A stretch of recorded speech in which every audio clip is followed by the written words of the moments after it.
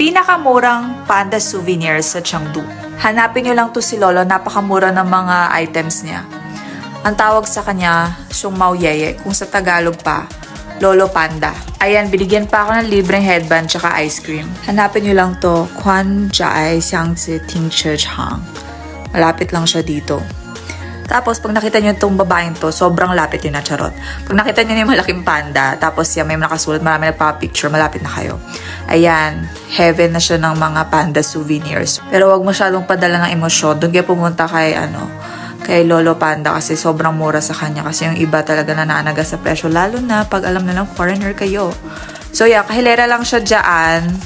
Hanapin nyo lang yung si Lolo. Tapos, usually, pag pagod na siya, yung anak niya. Basta pag may nakita kayo picture sa likod, yun na yun. Siya yung pinakamura. Sobrang sulit dito kumain. Kasi hindi pa kayo nakakaabot sa dulo. Busog na kayo. So, sobrang curious nyo. Gusto